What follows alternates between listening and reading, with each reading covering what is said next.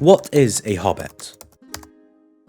They are a little people, about half our height, and smaller than the bearded dwarves. But hobbits have no beards. They are inclined to be fat in the stomach. They dress in bright colours, chiefly green and yellow, wear no shoes because their feet grow naturally leathery soles and thick warm brown hair like the stuff on their heads, which is usually curly. They have long, clever brown fingers, good-natured faces, and laugh deep fruity laughs, especially after dinner, which they have twice a day when they can get it. That was a description of a hobbit that most of us are probably familiar with, and it was in the book The Hobbit. But today we're not going to be talking about fantasy books, dragons, hobbits and dwarves. We're going to be talking about the real hobbits that lived on the real Earth 50,000 years ago, and they were called Homo floresiensis. Yeah. Let's talk about some hobbits. Discovered on an island called Flores in 2003, Homo floresiensis sparked the imagination of many people across the globe. In 2001, a team of archaeologists began excavations on the island in a cave called Liangbyo, and their goal was to find pre-modern human habitation. But they ended up finding something that took the world by surprise. In September 2003, a nearly complete skull and mandibles, portions of the pelvis, and several leg, arm, hand, and foot bones were discovered. This collection of bones belonged to something that was previously unknown to paleoanthropologists, a new species of human, which was later named Homo floresiensis. The bones were attributed to one individual, a fully grown adult female, and she lived between 100,000 and 60,000 years ago, making her a very, very old lady. This specimen was labelled LB1 and remains the most complete skeleton of her people. Partial remains such as isolated teeth, jaw fragments and limb bones have also been found at the site, and these have been attributed to at least 8 other individuals. These fossils represent a mixture of adults and juveniles, confirming that LB1 was not an isolated incident and the other people in her species also possessed some of the traits that we'll talk about later. Even though we have limited bones from the other individuals, thankfully LB1's almost complete skeleton provides a detailed insight to her species' characteristics, and they show a mixture of both primitive and modern human traits. LB1 stood at about 3'2" tall, which is so small, and it's because of their height that the species got the nickname Hobbit. LB1 and her people's height is consistent with a phenomenon called island dwarfism, which is where over a period of time, due to limited resources, a species' overall body size reduces. And they weren't the only species to be affected by this on the island. The pygmy stegodon, scientifically labelled by a name I can't really pronounce, so I'll just put it on the screen for you, is a species that looked similar to elephants, that were also affected by island dwarfism on the island, and they lived alongside Homo floresiensis. Adult pygmy stegodons were estimated to weigh around 300 to 500 kg, comparable to a large cow. They had shorter limbs and smaller bodies, making them better suited to the island's environment. But it wasn't just floresiensis's height that was affected. LB1's brain size was about 426 cc, with other specimens suggesting a smaller brain size of 380 cc, making Homo floresiensis the smallest brained humans that we know of. In fact, it's even comparable to the brain size of chimpanzees or Australopithecines like Lucy, who existed at least 3 million years earlier than our little lady LB1. LB1 and her people show a blend of characteristics from different stages of human evolution. Like we just discussed, they had a smaller brain comparable to other species of hominins like chimpanzees, Australopithecines, and even early humans like Homo habilis. The skull shape is also comparable to earlier hominins, with a low sloping forehead and a lack of a high rounded cranium. They had a broad face with pronounced cheekbones. This feature, along with smaller teeth, is more similar to early Homo species and even other great apes. Even though these little hobbits were walking on 2 legs, they had longer arms and shorter legs, meaning they were better adapted to life in the trees than we or other Homo species were. Despite these very primitive traits and their little itty brain, they still managed to make tools. The tools associated with Homo floresiensis are classified as Older One tools, which are the most primitive type of tool that we know of. Even though the method of making these tools was primitive, they were effective and they had a wide variety of them, meaning that they probably used them for a lot of different tasks. They used flakes, which are a knife-like tool that they would have used for various cutting tasks. We've also found points that were likely used for piercing or perforating, as well as blades and microblades, likely hafted as barbs, as well as choppers, which were larger tools used for heavy cutting or chopping tasks. These tools were primarily made from volcanic river cobble, and occasionally they were even made out of high-quality flint-like pebbles. Also, analysis of the residue and polish on some of these stone tools showed working of wood and other fibrous materials, potentially to make spears or other wooden tools. So now we have a basic understanding of what these hobbits look like and what they were capable of. So I bet the next question you're probably asking yourself is, where did they come from? Unfortunately, there is no definite answer, but the most widely accepted theory is that they evolved from an isolated population of Homo erectus, which was the first human species to use and control fire, not whatever else your dirty mind came up with. Don't worry, you're not alone. The theory suggests that a small population of Homo erectus got trapped on the island and slowly evolved over generations to adapt to the island's niches, which is just basically island dwarfism, which I already talked about. Homo erectus bones have been found in nearby regions like Java, showing that erectus populations were already in close proximity. Similarities in some skeletal features like the shape of the skull also show a relation to erectus. Also supporting this theory is the presence of stone tools at sites like Matamenge, which I think I've pronounced correctly, dating between 700 and 800,000 years ago, showing that the ancestors of Homo floresiensis had already reached the island of Flores long before the Hobbit species itself had appeared. Another theory suggests that because Homo floresiensis possesses more primitive traits like those of Homo habilis, they descended from an earlier hominin, or maybe even an unidentified hominin that managed to make it from Africa all the way to Southeast Asia before Homo erectus. The problem with this theory is that there has been no fossil evidence of any hominin species predating Homo erectus found in the region. Hypotheses like floresiensis being a diseased population of modern humans do exist, but with geological and morphological evidence contradicting this, it seems increasingly unlikely. Now for the most interesting part of the video. What was life like for our little hobbits? Firstly, Flores is a part of the Lesser Sunda Islands in Southeast Asia and has been disconnected from the mainland for millions of years, so any change of scenery would probably be off the cards. And even during periods of lower sea levels, Flores was never connected to the mainland. So you wake up in Liangbiao Cave. You're a part of a small group, which are your family and your tribe. There are no more than 30 of you in total. The cave has provided your people with shelter and security for tens of thousands of years, and other species of humans would go on to live here long after you are gone.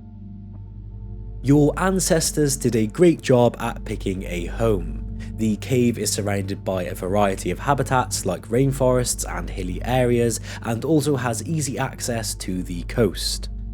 It's also in an elevated position, keeping the air cooler, reducing the risk of heat-related issues that are common in these tropical environments. The cave would have also been less susceptible to flooding, especially in the island's rainy seasons, which is an important survival advantage in tropical climates. Because obviously you don't want your entire family swept away by a flood that even pose a threat to modern humans living on the island today. Your home also provides security from some of the island's less friendly animals, meaning that you can sleep safe and sound knowing that you probably won't be eaten alive. You stretch your small limbs as the cool air fills your lungs. The sun hasn't quite reached the cave yet, but it will soon. You know the day is just beginning. Today, like every other day, your group will venture out into the wild terrains of the island to gather food and hunt. Outside, the tropical rainforest is teeming with life. The sounds of birds fill the air, and the rustling of leaves remind you of the dangerous animals that roam nearby. You remember the last time you seen one of those beasts, jumping out of the undergrowth and latching onto the leg of one of your group. He managed to get away, but the bacteria from the lizard's bite festered in the wound, causing severe blood loss and weakness to the body. He wasn't able to make the climb back to the cave and collapsed under the strain of the venom. These giant lizards were Komodo dragons, and they can still be found on the island today. They are one of the island's top predators, causing fear and anxiety every time you or your group leaves the safety of the cave. They can reach up to 10 feet in length and weigh from 70 to 90 kilograms, making them much larger than me and you, yet alone our tiny little hobbits. Today you're a part of the group venturing out to find food. You're all on the lookout for nuts, fruits and tubers, as well as any unfortunate animals to cross your path. The leader of your group, an older male, leads the way with a sharp stone tool in his hand that he is using to chop down the dense undergrowth. You follow closely behind, stepping over rocks and thick vines, keeping your eyes peeled for any potential dangers, especially those formidable lizards. Venomous spiders, scorpions, hornets, wasps, mosquitoes and large centipedes all pose a threat to you and could be lurking on any hanging vine or unturned stone. One misstep could lead to a bite or sting, most likely resulting in swelling or infection, which means death or at least a painful few bloody days. You reach a patch of wild tubers.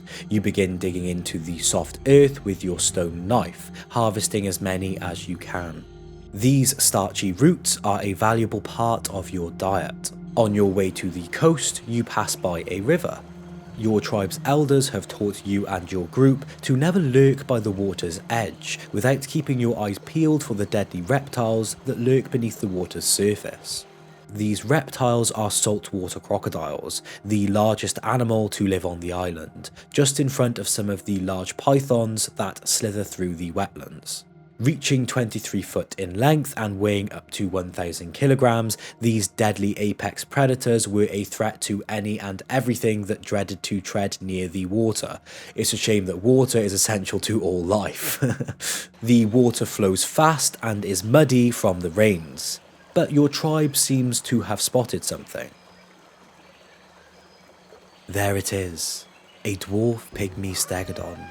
One of the island's largest animals, but smaller than the great ones that used to roam here many years ago. This is a great opportunity to bring it down. It's near the water's edge, its thick legs moving through the mud, looking for a place to drink. It's big, far bigger than you, but it's slower. You watch as it steps closer towards the water, its tusks moving the grass aside as it steps into the shallows. But then something stirs in the water. At first, it's barely noticeable, but then it grows faster, stronger, moving towards the stegodon. With a terrifying snap, the reptile lunges from the water, opening wide, and before you can even react, its teeth already dug deep into the hind legs of the stegodon. The stegodon thrashes violently, its tusks cutting through the air. But it's no use, the crocodile's strength is overwhelming. The giant reptile drags the stegodon into the water, and within moments, the animal is gone, swallowed by the murky depths. You continue your journey to the coast. The opportunity for a big kill is gone, but the forest will always offer new opportunities for survival. You've learned a valuable lesson today. The world is full of creatures far larger and stronger than you, and sometimes you have to accept that you can't win them all. You and your group finally reach the coast. Sometimes you find shellfish along the shore, and today you've managed to find a few. It's not a lot, but it will help you supplement the tubers that you collected previously. You must be careful when treading into the shallows of the sea. Sharks, venomous snakes and jellyfish all inhabit these waters and could potentially kill any one of you. Your time on the coast is brief. Your group has collected enough fruits, tubers, shellfish and small animals like frogs and giant rats, which were rats the size of small house cats that were native to the island of Flores. As the day grows old, you approach the entrance of your home. The cave is filled with the warmth of fire, and the smoke starts to sting your eyes. but it's sort of comforting. You've learnt that fire keeps predators away. It's one of the few things you have that can match the power of some of the island's giant creatures. Evidence of the use of fire in our little hobbit tribe comes from the remnants of charcoal remains and bones that have been heated or burnt that were found in the cave. As the night falls and the temperature cools, you sit around the warmth of the fire with your family, passing around the cooked meat and plants that you've managed to gather. Bones from pygmy stegodons, giant rats, Komodo dragons, and giant storks, which were birds that could stand 10 feet tall, were found in the cave, showing that our little hobbits were capable of hunting or at least scavenging many of the island's animals. Tonight the fire crackles. You have a full belly and you feel safe. Your eyes begin to feel heavy as you slip into a deep slumber.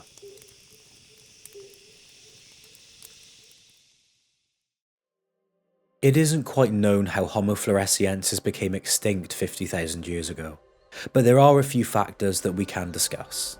Firstly, Flores Island is located in a seismically active zone, making it home to at least 7 active volcanoes.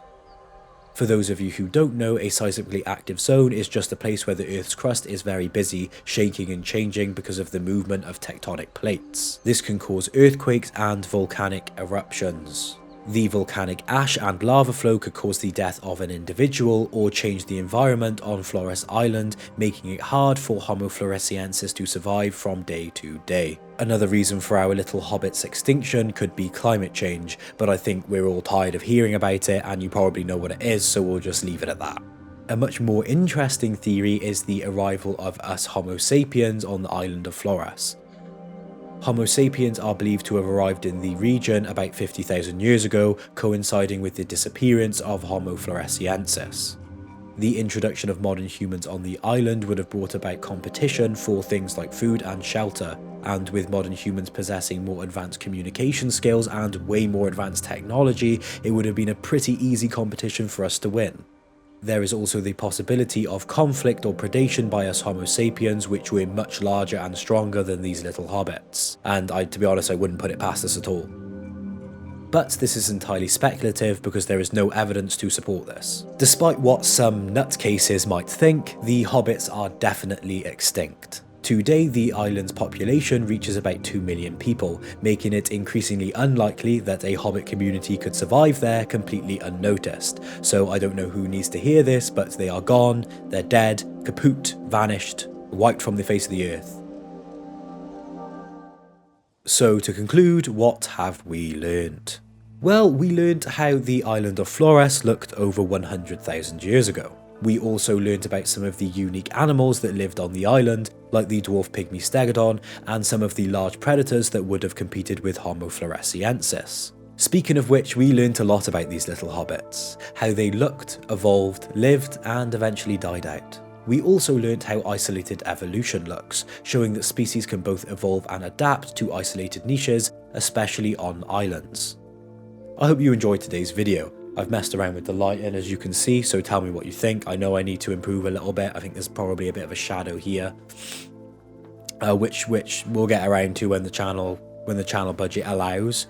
And also tell me what you think about the story style of talking about how these ancient humans lived. Is that something you want to see more in the future, or is that something you want me to move away from? If you like the video, then press the like button.